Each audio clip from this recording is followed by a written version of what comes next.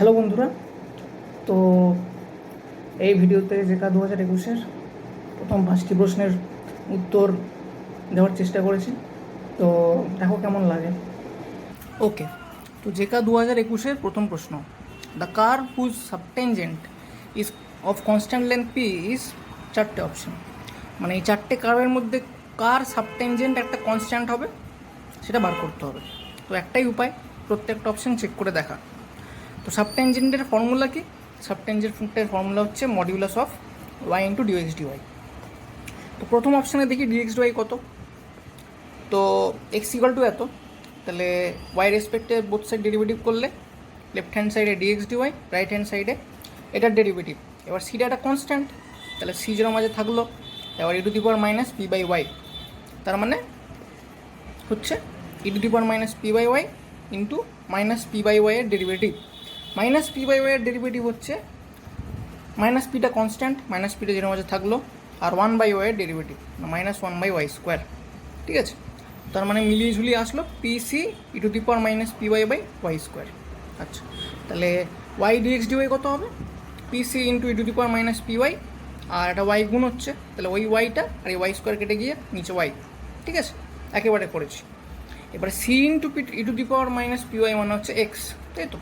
তাহলে এটা আসছে পি এক্স বাই ওয়াই, যেটা একটা কনস্ট্যান্ট নয় অবশ্যই, তার মানে এটা অ্যান্সার হতে পারে না। আচ্ছা, সেকেন্ড অপশানে কী আছে? X y equal to p square.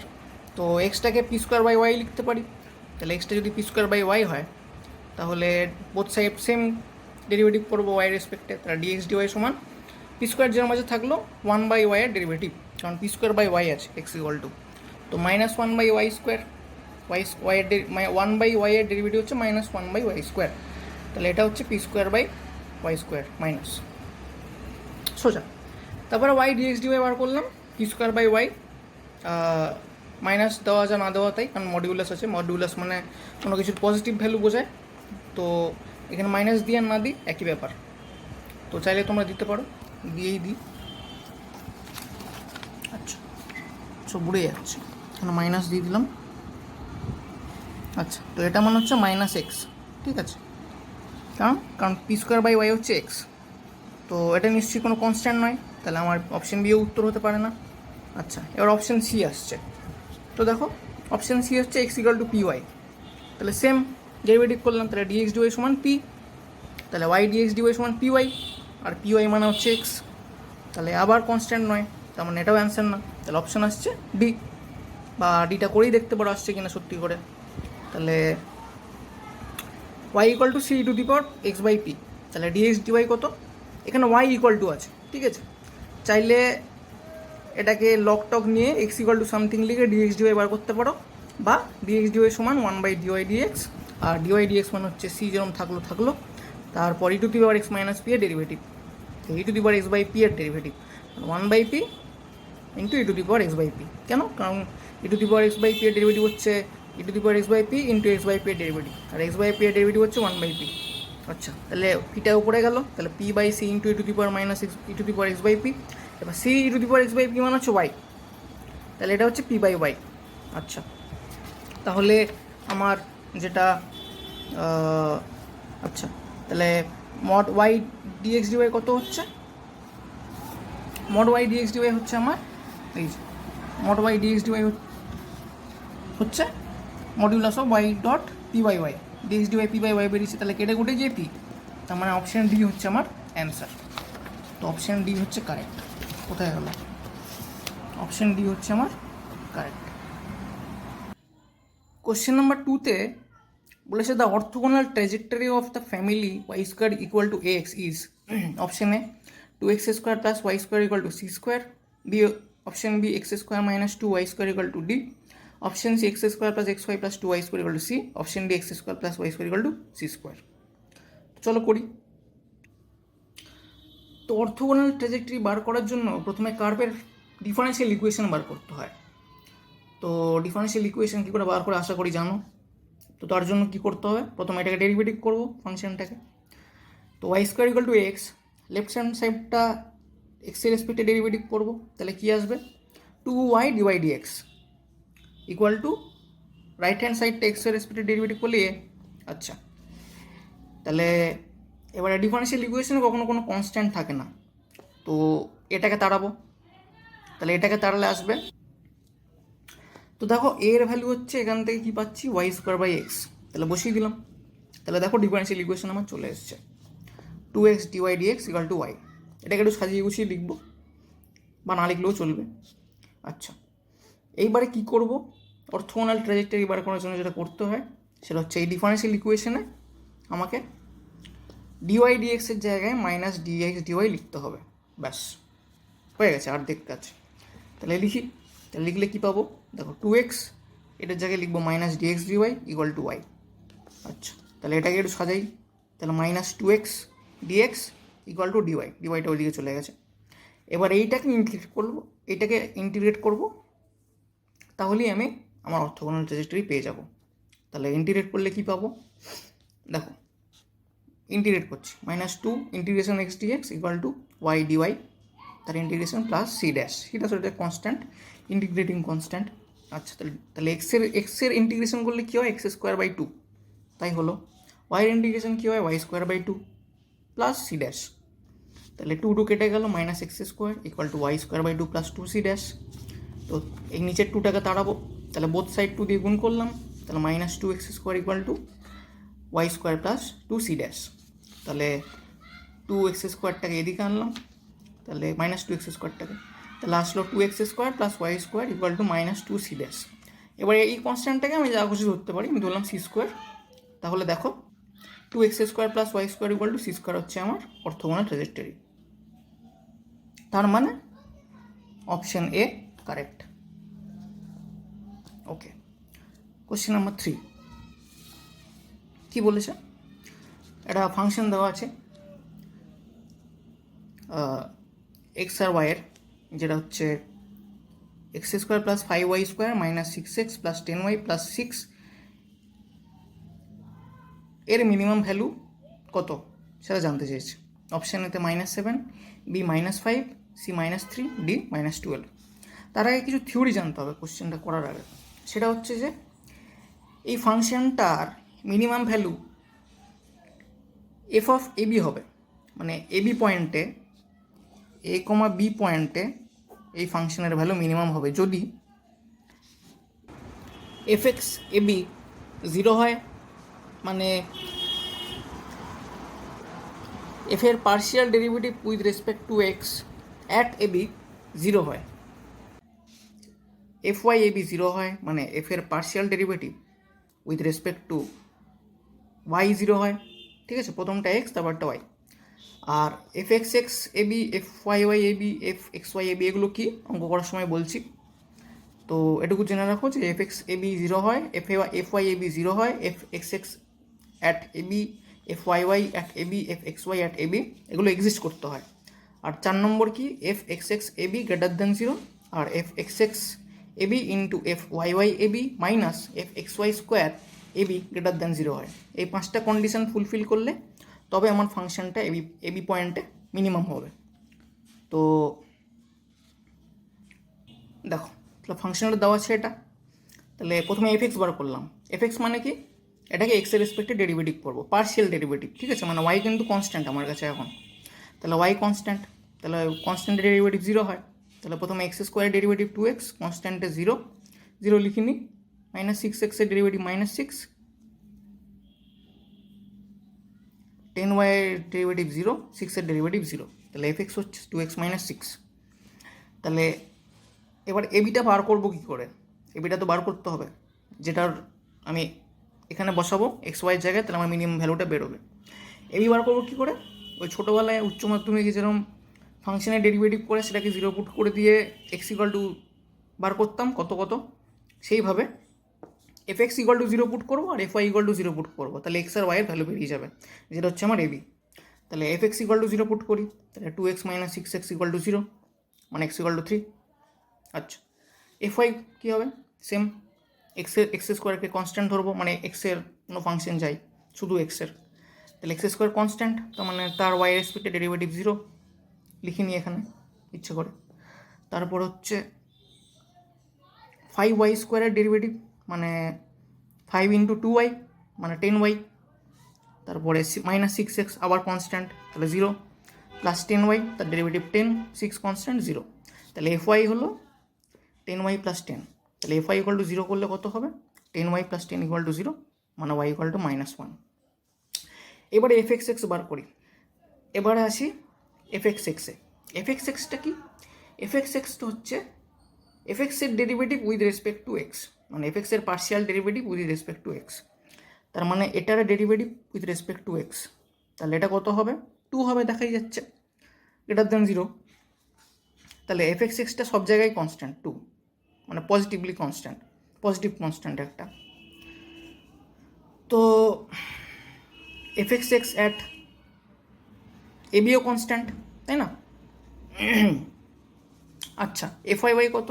দেখো fyy কত বেরোচ্ছে? 10 বেরোচ্ছে এখান থেকে, তার মানে fyyও কনস্ট্যান্ট সব জায়গায়, তার মানে fyy অ্যাট এবিও কনস্ট্যান্ট। আচ্ছা, তারপর দেখো fxy কত? আচ্ছা, fxy মানে হচ্ছে fx-এর derivative with respect to y বা fy এর derivative with respect to x, যে কোনো একটা। তাহলে আমি fx-এর derivative with respect to y করলাম, তাহলে এটা 0 আসছে, যেহেতু 2x আর 6 দুজনই কনস্ট্যান্ট, ঠিক আছে, যখন আমি y রেসপেক্টে ডেরিভেটিভ করছি, তার মানে fxy = 0। তুমি যদি fy এর ডেরিভেটিভ করতে x-এর রেসপেক্টে, তাহলেও 0ই আসতো, কারণ তখন yও কনস্ট্যান্ট আর 10টাও কনস্ট্যান্ট। তাহলে আমার প্রথম 3টে কন্ডিশন স্যাটিসফাই হয়েছে। এক হচ্ছে fx = 0 হচ্ছে, fy = 0 হচ্ছে, fxx, fyy, fxy এক্সিস্ট করছে। তারপর কি ছিল? তারপর ছিল fxx ab > 0 হচ্ছে, আর এটা fxx ab × fyy ab minus fxy² ab > 0। দেখো fxx ab, দেখো fxx হচ্ছে 2, তার মানে fxx abও 2 হবে, সব জায়গাতে সেম। তাহলে চতুর্থ কন্ডিশন স্যাটিসফাই করছে, মানে 4th কন্ডিশন। আর 5th কন্ডিশন হচ্ছে fxx × fyy মাইনাস fxy² 0 > 0। তাহলে এটার মান তো 2, এটার মান 10, আর এটার মান 0, তো 0² 0, তাহলে এলো 20 > 0। তার মানে 5টা কন্ডিশন স্যাটিসফাই করছে, মানে আমার fxyটা এই পয়েন্টে মিনিমাম হবে। তাহলে এই পয়েন্টটা কোত্থেকে পেলাম? এই যে fx-এর ভ্যালু থেকে, x = 3, fy এর ভ্যালু থেকে y = -1, তার মানে a হচ্ছে 3, b হচ্ছে -1। তাহলে f(3, -1) বার করলে -7 আসবে, তার মানে অপশানে কারেক্ট। আচ্ছা, 4 নম্বর কোশ্চেন কি বলছে? Let t > 0 be fixed, then limit n tends to infinity 1/n, second ব্র্যাকেটে sin t/n plus sin 2t/n plus ... plus sin n - 1 t/n is, মোদ্দা কথা ভ্যালুটা বার করতে বলেছে। ওকে, তো উচ্চ মাধ্যমিকে একটা জিনিস শিখেছিলে যে limit n tends to infinity 1/n summation r = 0 to n - 1 f of r/n = 0 to 1 integration fx dx, এটা একটা ফর্মুলা ছিল। তো এটার সাথে কি সম্পর্ক কোশ্চেনের? আমাদের কাজ হচ্ছে এই যে বড় সড়ো জিনিসটা আছে এটাকে এইভাবে লেখা, তাতে আমাদের প্রশ্নটা ইন্টিগ্রেশনে পরিণত হবে, তাতে সহজ হবে ব্যাপারটা। তো দেখো কোশ্চেনটা এটা আছে, যেটাকে আমরা এইভাবে লিখতে পারি। ওকে, আমরা এইভাবে লিখতে পারি, limit n tends to infinity 1/n summation r = 1 to n - 1 sin r/t/n। কীভাবে লিখলাম? দেখো r = যদি 1 বসাই এখানে sin t/n আসছে, প্লাস r = 2 বসালে 2t/n আসছে, তাই তো? সিমিলারলি n - 1 বসালে n - 1 t/n আসছে। হয়ে গেল একটা কাজ। আর একটু করতে হবে, কারণ এখানে r = 0 আছে, 1 নেই। তো দেখো আমি এটাকে r = 0 লিখতে পারি। কেন? কারণ 0 যদি বসাই তাহলে এটা sin 0 চলে আসছে, আর sin 0 0 হয়, তার মানে অ্যাকচুয়ালি r = 0 বসালেও কোনো আসে যায় না। তো আমি এটাকে লিখতে পারি r = 0 to n - 1। ব্যাস, তাহলে আমার এই জিনিসটা চলে এলো, যেখানে f of r/n হচ্ছে sin r/t/n। এখানে একটা জিনিস হচ্ছে যে এখানে r/n নেই, r/t/n আছে, তো তাতে কোনো সমস্যা নেই, আমরা fx বসাতাম, সে জায়গায় f of tx বসাবো। তাহলে এটা হচ্ছে আমার কত? 0 to 1 sin tx/dA। TX dx, ঠিক আছে। তো সাইন টিএক্সের ইন্টিগ্রেশন হচ্ছে minus cos TX by T, তাহলে 0 to 1, তার মানে হচ্ছে 1 মাইনাস কস টি বাই টি, মানে আমার অ্যান্সার হচ্ছে option B, 1 minus cos t by t. তো 5 নম্বর কোশ্চেনে বলেছে pick out the series which is absolutely convergent, মানে এই 4টে সিরিজের মধ্যে কোনটা অ্যাবসলিউটলি কনভার্জেন্ট। অ্যাবসলিউটলি কনভার্জেন্ট মানে কি, মানে একটা সিরিজ দেওয়া আছে n equal to 1 to infinity an, তাহলে আমাকে দেখাতে হবে যে n equal to 1 to infinity modulus of n এটা কনভার্জেন্ট, ঠিক আছে। এটা যদি কনভার্জেন্ট হয় তাহলে আমাদের সিরিজটা হচ্ছে অ্যাবসলিউটলি কনভার্জেন্ট। এটাকে কিন্তু কনভার্জেন্ট দেখাতে হবে না, এটার মডিউলাসটাকে দেখাতে হবে। তো n আমার প্রথম কেসটা কী আছে, -1 whole to the power n cos nx by n square. দেখো তাহলে মডিউলাস নিলে হচ্ছে modulus of -1 whole to the power n cos nx by n square. এবারে mod a into B, A ধরছি এটাকে, বি ধরছি এটাকে, তাহলে মড a ইন্টু বি মানে হচ্ছে mod a into mod b, এটা মডিউলাসের। তো mod a into mod b class 12 ছিল না 11-এ, যাই হোক, modulus of a into b হচ্ছে modulus of a into modulus of b. তো এবার modulus of -1 whole to the power n, এটা 1 হয়। কেন হয়, কারণ n যদি 1 বসাই তাহলে -1 whole to the power n হচ্ছে -1, 2 বসালে 1, 3 বসালে -1। তো এদের সবার মডিউলাস ভ্যালু, হচ্ছে 1, কারণ পজিটিভ, -1 আর 1 এর মধ্যে পজিটিভ কে 1, ঠিক আছে। তো এটা মনে হচ্ছে 1, তো 1 ইন্টু এই মডিউলাস ভ্যালু মানে এটা। এবার cos nx এর মডিউলাস ভ্যালুটা, যেহেতু cos nx less equal to 1 হয়, -1 থেকে 1 এর মধ্যে লাই করে, সেহেতু cos nx এর মডিউলাস ভ্যালুটা less equal two mod 1, modulus of 1 মানে 1, কারণ 1টা পজিটিভ। তো তাহলে এই জিনিসটা হচ্ছে less equal to 1 by n square. n square লিখেছি, মড দিনই কেন, কারণ n স্কোয়ারটা পজিটিভ, তাই মড দিতে লাগবে না। আচ্ছা, এইবার হচ্ছে comparison test. 1 by n square একটা সিরিজ, ঠিক আছে, মানে সামেশন 1 বাই n স্কোয়ার আর কি। আর আমাদের আরেকটা সিরিজ হচ্ছে মডিউলাস অফ an, মানে হচ্ছে summation cos nx by n square, ঠিক আছে। তো এই দুটো সিরিজ, এটা হচ্ছে আমার un, এটা হচ্ছে আমার vn। তাহলে un যদি vn হয় less than, un less than vn, দেখো un লেস দেন vn, আর vn যদি কনভার্জেন্ট হয় তাহলে unটাও কনভার্জেন্ট হবে। এবারে এটা কী করে বলতে পারছি, এটা হচ্ছে কম্প্যারিজন টেস্ট। এটা রুল আছে কম্প্যারিজন টেস্ট বলে, যে un লেস দেন vn এবং vnটা কনভার্জেন্ট হলে unটাও কনভার্জেন্ট হয়। এবারে সামেশন 1 বাই n স্কোয়ার এই সিরিজটা কনভার্জেন্ট, ঠিক আছে। আচ্ছা, un লেস দেন vn হলে সামেশন un-টা কনভার্জেন্ট হয়, হ্যাঁ, মানে কথায় কথায় বলছি বলে un কনভার্জেন্ট না, কিন্তু সামেশন un-টা কনভার্জেন্ট হয় যদি সামেশন vn কনভার্জেন্ট হয়, ঠিক আছে, n equal to 1 to infinity. তো summation 1 by n square convergent হয় কেন, এটা হচ্ছে একটা রুল আছে বা ফর্মুলা বলতে পারো, যে 1 by summation 1 by n to the power p, এটা কনভার্জেন্ট হবে যদি p গ্রেটার দেন 1 হয়। কোথায় লিখেছি আমি, লিখেছি 1 by n to the power p summation, এটা কনভার্জেন্ট হবে যদি p গ্রেটার দেন 1 হয়, ঠিক আছে। তো 2 যেহেতু গ্রেটার দেন 1, তাই সামেশন 1 বাই n স্কোয়ার এটা কনভার্জেন্ট, মানে vn সিরিজটা un লেস দেন vn, মানে un টার্মটা লেস দেন vn টার্মের থেকে ছোট, এবং vn সিরিজটা মানে সামেশন vnটা কনভার্জেন্ট, তাহলে সামেশন un কনভার্জেন্ট হবে। তো সামেশন vn মানে সামেশন 1 বাই n স্কোয়ার, যেটা কনভার্জেন্ট। আমার ফর্মুলা, এই ফর্মুলা দিয়ে যে summation 1 by n to the power p convergent হবে যদি p গ্রেটার দেন 1 হয়, তাহলে আমার un-টাও কনভার্জেন্ট, মানে সামেশন un-টাও কনভার্জেন্ট হবে। সামেশন un এখানে কি, মড an, তাহলে মড an হচ্ছে কি, তাহলে তার মানে মড n হচ্ছে কি আমার un, তাই তো। তাহলে যেহেতু vn সিরিজটা কনভার্জেন্ট, সেহেতু un সিরিজটাও কনভার্জেন্ট, মানে মডিউলাস অফ an সিরিজটা কনভার্জেন্ট, তার মানে এটা কনভার্জেন্ট, তার মানে এটা অ্যাবসলিউটলি কনভার্জেন্ট, তার মানে অপশন এ ইজ কারেক্ট। তো বন্ধুরা, আশা করি তোমাদের ভালো লেগেছে উত্তরগুলো, আর চেষ্টা করছি এই সপ্তাহের মধ্যে আরও যদি কিছু সলিউশন দিতে পারি। তো তোমরা যদি চাও যে 2019, 18, 17 এসবের সলিউশন আমি দিই, তাহলে আমাকে নিচে কমেন্ট করে জানাতে পারো। তো দেখা হচ্ছে পরের ভিডিওতে।